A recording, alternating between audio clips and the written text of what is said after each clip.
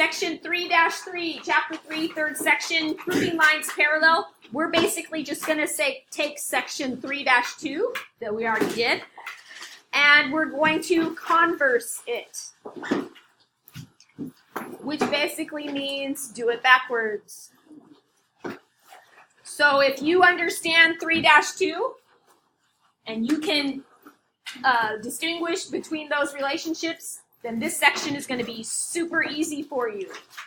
All right, so we're going to draw a transversal. We're going to draw two lines in here. We're going to label this one L. We're going to label this one M. We're going to identify the angles as 1, 2, 3, 4, 5, 6, 7, 8. And we want to know, are these lines parallel?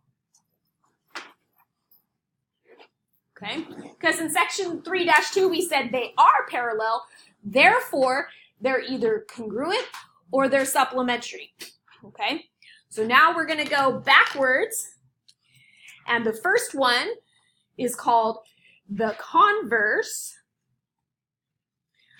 of corresponding. We're going to abbreviate it. Angles, we're going to draw a little angle symbol, postulate, P-O-S-T. Okay, so you can start to abbreviate a little bit because you've seen it a couple times now. So this is the converse of the corresponding angles postulate. It says basically, if angle 1 is congruent to angle 5. So you've got angle 1 right here. You follow that transversal down in the same exact position is angle 5.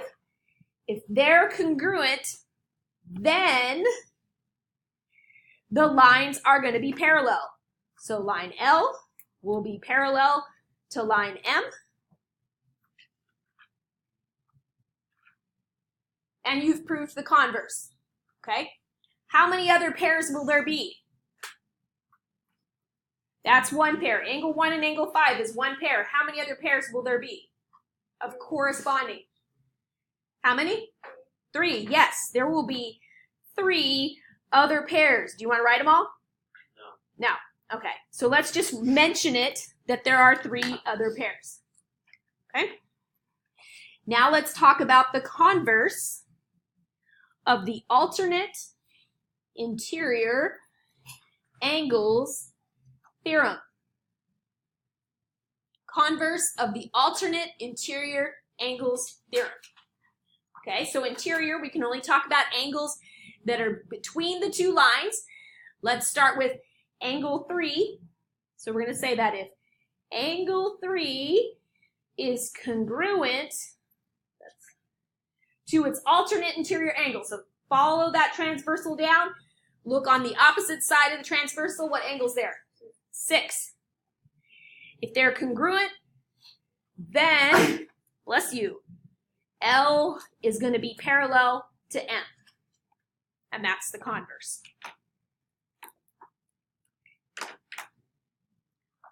So we've done corresponding, we've done alternate interior. Guess what the next one is?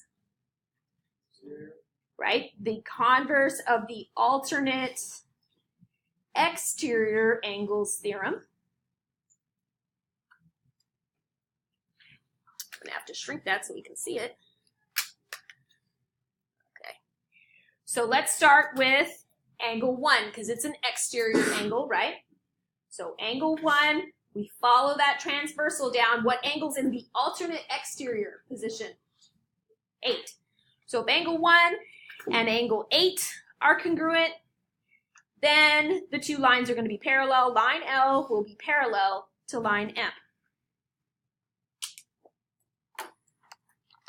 All right, we've got one more. These 3 are all congruent. The last one should be supplementary. So it's the converse of the same side interior angles theorem.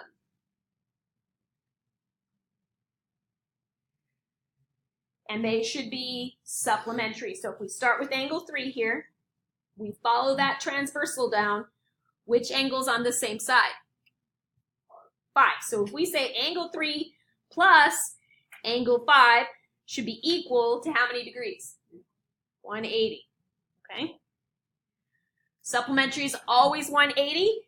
If that's true, then line L will be parallel to line M. Okay. So let's see it in action. I'm going to move this up. You'll see it, that bottom part in just a second. You're still writing it. There it is. I can make it just a tad bigger. Okay. All right. So example number 1. I'm going to switch it up and draw it crooked. So line R, line S. They look like they might be parallel. We're not going to draw the little caret on them because we don't know for sure. Cutting them by transversal T. Let's give some angle numbers. 1, 2, 3, 4, and 5, 6, 7, 8. Change them up so they're not the exact same as they were on the first drawing. And we'll do 2 parts to this. So part A. Part A, I want to say if angle 4 is congruent to angle 8,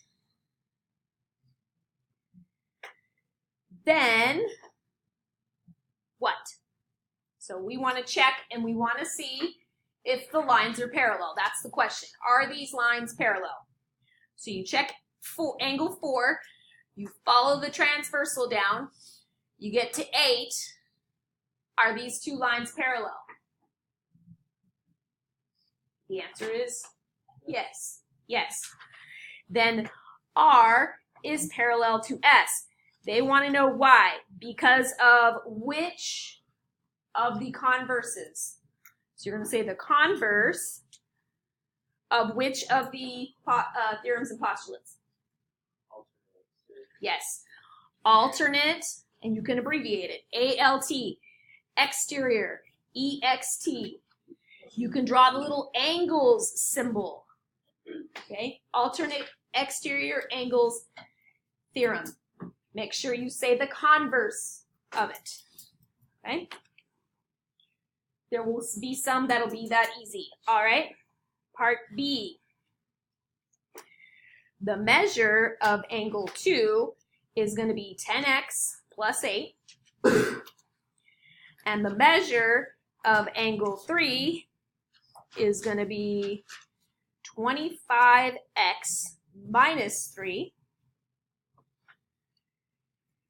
We want to know, are the lines R and S parallel? When x equals 5. Okay? So first let's check out where angle 2 is at. So come up here, here's angle 2, and if it helps you when you're doing your worksheet to mark them with your pencil, right? And angle 3 is 25x minus 3. So I'm going to say this one's 10x plus 8, and this one's 25x minus 3. Okay? These 2 angles are in what relation to each other? Same side interior. Even if it's turned sideways, you should either turn your paper or turn your head so that you can see it. They're same side interior angles. So they should be congruent or supplementary? Supplementary. Okay? That means they should add up to how many degrees? 180.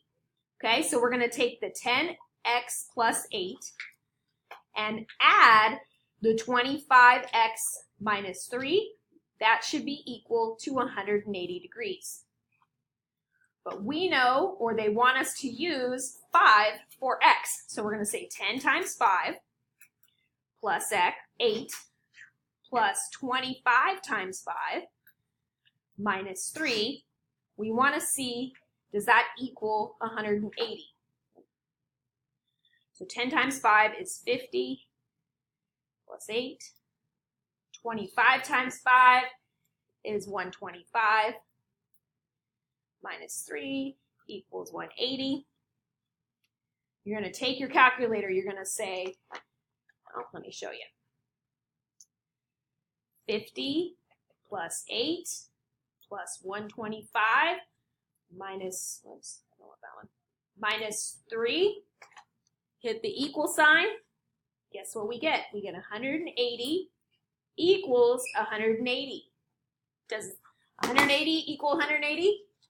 So you say yes. So R is parallel. Whoops, running out of room down here. So R is parallel to S. What if you got 155 equals 180? What would you say? No, they're not parallel, right? Okay, so hopefully you get that they're parallel, and you can say, yes, it's true. All right? Any questions on A or B? It should feel like you've already done this lesson, right? You should feel like, I already know this. Why is she telling me this? Because it's basically the same thing, but backwards. It's just flipped around, okay? So if you learned it correctly the first time on 3.2, it should be easy on 3.3. If you sort of learned it decent on 3.2, this should make it even more clear to you, okay? It's basically the same lesson twice, all right? So if you're still struggling with it, please ask for help or let me know, okay? And I can try and help point it out to you or direct you to Khan Academy or something to help you out even more, all right?